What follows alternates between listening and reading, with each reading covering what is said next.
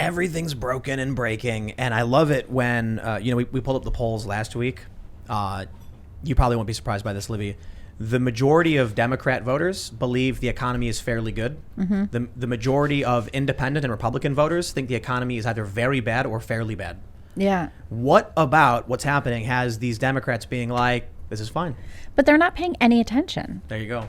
They're just not looking at it. These are the people who are in their homes. They've barely left. These are the double maskers, who watch Rachel Maddow. Yeah, that's true. And are probably still scrubbing their groceries, for goodness sake. It's insane. The real issue too, there's so many real issues, but what happens when it doesn't work, when people still don't get vaccinated? Wait. Whatever we did the past year, it didn't work. Cases are surging That's again. What I'm saying. There's talks about lockdowns. Maybe we won't lock down, but we got to wear masks again. And it's not going to work. It's still not going to work. So how much are we going to give away?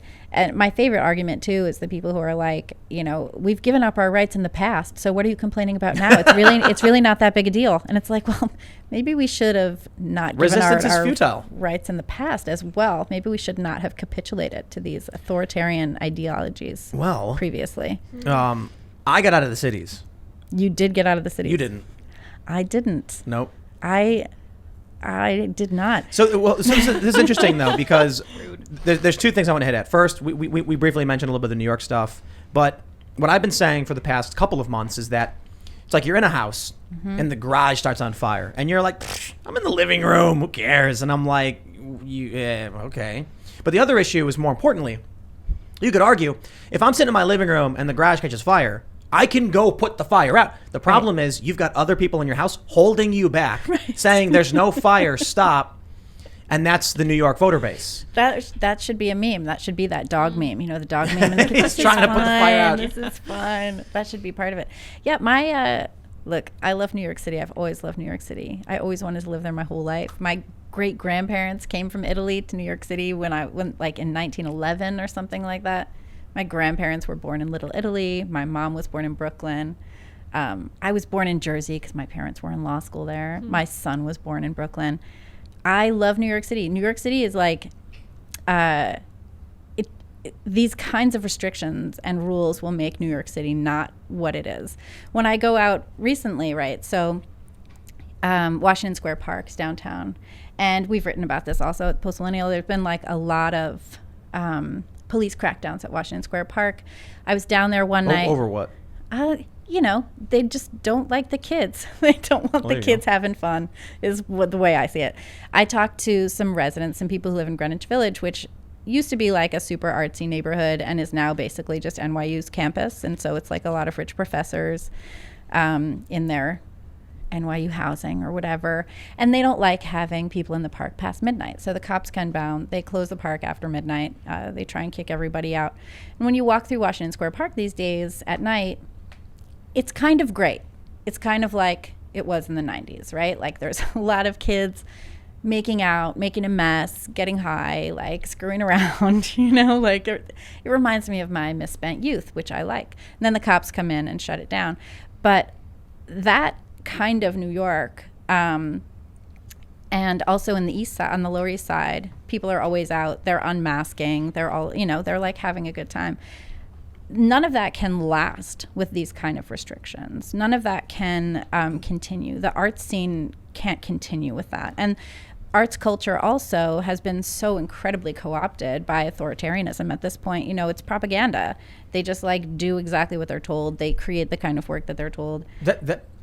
Yeah. That's the people in New York and how they vote. It's yes, just... Yes, it is. I'm continually impressed by the cognitive dissonance of the TV says X one day and then Y the next day, but they're both consistent. I just love these memes that are going around where it's like these blue check people tweeting things like, during Trump, why would anyone trust the federal government? And then there's one guy and he's literally saying, give me the booster every single day and into my veins. Now they love it. Now they love the federal government. It's insane. So yeah, so they're voting. How do you save us? This is the thing. Look, a lot of people are like, don't leave the cities, Tim, stay and fight. And I'm like, dude, New York's like 20% conservative, and I'm not even saying conservatives have all the have the right answer. It's just the only alternative, and there's nothing. There's nothing, and there aren't any options, right? I'm I'm a registered Democrat in New York so that I can vote in the primary, because who cares about the mayoral primary on the Republican ticket? It just doesn't matter. Eric Adams was on the ticket, and it was actually fascinating to see that Eric Adams won that primary. He's Democratic Party machine. So yes, he's far leftist, etc. But he was the most conservative one on the ticket. And people were shocked that minorities voted for Eric Adams instead of Maya Wiley, who was like, progressive, and we're like eating rainbow puke and all of that stuff. But this is just losing. It's losing. So yeah, do I want to leave cities? No, I love cities. You are partially right though. But I did fall in love with Dallas recently, which was amazing. I was down there covering CPAC with Post Millennial, and I kind of loved I really loved Dallas. So a couple of things. One, it was really non-judgmental. So a lot of guns. I didn't see a lot of guns, but maybe that's part of it. Maybe that just keeps everyone polite. Well, that's what they say. An armed society is a polite society. But the people I met were very non-judgmental, very just like open and like, hey, what's up? I would say people would say oh, what are you doing here? I'd be like, I'm here for work. Nobody asked me what I did for a living. No one cared. I respect that. I've spent my entire life in the Northeast, where who your family is matters, where you went to school matters, what your job is matters. Like all of these little things matter. And the only thing that doesn't really matter is who you are personally and individually. All that matters is like the trappings of who you are. Mm. And in Dallas, it wasn't like that. There was this great neighborhood called Deep Ellum where I went out drinking pretty much every night, which that was fun. But another thing that I liked too, was that it was a big city, but it didn't have it didn't feel like it had these same kind of constraints. Oh, Texas is open, isn't it? Yeah, Texas is pretty open. I was in Houston last week, which was different than Dallas. What was the difference? Houston is a little more, it felt like a little more glam, I think. It's also not as walkable. Dallas was a very walkable city, which I liked. Like I could walk to all of the places I wanted to go. Another thing I like too, though, just, and maybe it's just because I spent my whole life in the Northeast and it's changing so quickly into something where I don't feel comfortable, where I don't feel like I can be part of life there. Like when I was in Texas, I've never spent like any time in the South ever in my life. Like I've been to Florida. When I was 8, I think we went to the beach in the Carolinas, Oh yeah. But Ocean Isle? It's nice. I don't know. Like there's a picture of me in a bathing suit. Like I don't really know what's going on. I remember the condo was cold. That's it. So I've never spent any time in the South. And then it was amazing to have absolutely no point of reference. Like there were no memories anywhere. There were in New York, everywhere I go, like every street I walk down, every corner, it's like, oh, I remember that. I was recently walking with friends and I realized that we kept passing theaters where I'd had work performed, and, I don't do theater anymore. But I was like, every time I was like, oh, a little crushing. Nothing like that in Dallas, which also is open and free and comfortable, and people are non-judgy, and maybe I can, I don't know, maybe I can make a new life. I'm really interested in moving the Post Millennial to a southern state, so we've been kind of talking about that. I hear Tennessee is great. Tennessee, got to visit Tennessee. I would say Tennessee or Kentucky or West Virginia. So I'm open. But what's sort of what I keep marveling at is that I've never been open to leaving the Northeast in my entire life, like ever. And now I'm just like, oh my God, put me in my car and drive south. But look who's being driven out. So you mentioned, a lot of people who left New York were like wealthy. Mm-hmm. It was like upper class, sure, lower upper class. It's, not necessarily people who are millionaires, but they were able to keep their apartments. The people who moved? No, the millionaires. Oh, right, exactly. They just went to their other house. Exactly. Mm-hmm. The ultra rich were like, I'm going to go stay in Martha's Vineyard for a little while. Like Obama, they party with him this weekend. Exactly. But a lot of people were like, we're moving. Mm-hmm. And they had the ability to move very quickly. So they're well off, but not necessarily the ultra rich or anything like that. They're leaving, but you're not ultra rich or anything, and now you're leaving. Nope. Yeah, so they're driving away you. They're homogenizing the city. The only people who are going to stay are going to be diehard authoritarians who are just like, whatever de Blasio says, I will do no matter what. And they do. Or the really poor.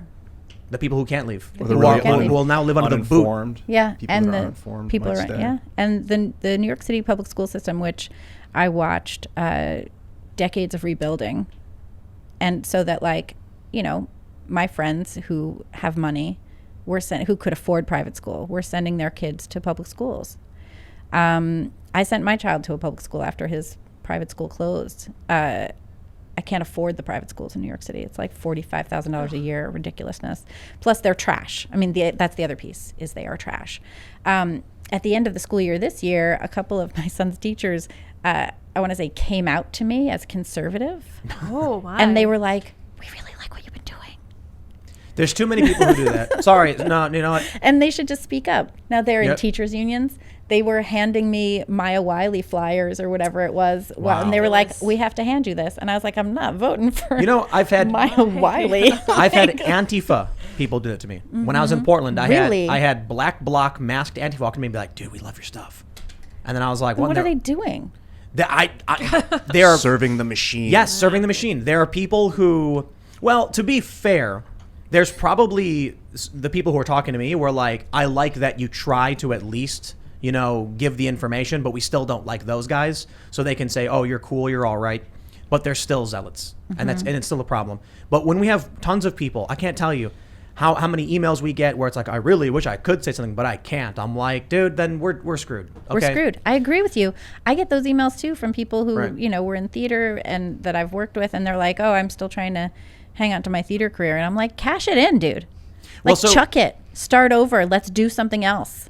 And everyone always responds, it's easy to say, when you don't have kids, because these people have kids. You've got a job that you can move with, that actually your cultural positions benefit your career. A lot of people don't have that.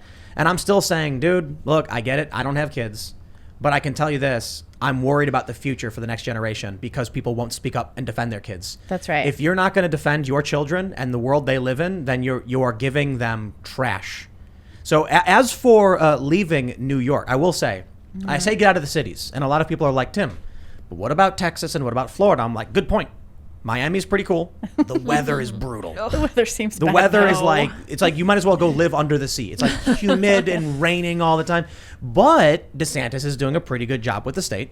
They're coming out and saying like, oh, the COVID and all this crazy stuff. And I'm like, at this point, if people have the opportunity to get the vaccines and they don't want to do it, I don't know what a country is supposed to do if I guess de Blasio forced people to do it. Thanks for checking out this clip from the Timcast IRL podcast. If you want to see the full show, come back to this channel, youtube.com/TimcastIRL, Monday through Friday at 8 p.m., where you can leave comments and super chat, and we actually will read your comments on the show. Don't forget to like, share, subscribe, and if you want exclusive members-only content, segments you can't get anywhere else, go to timcast.com, become a member, and we even have full bonus episodes. Thanks for hanging out, and we'll see you all next time.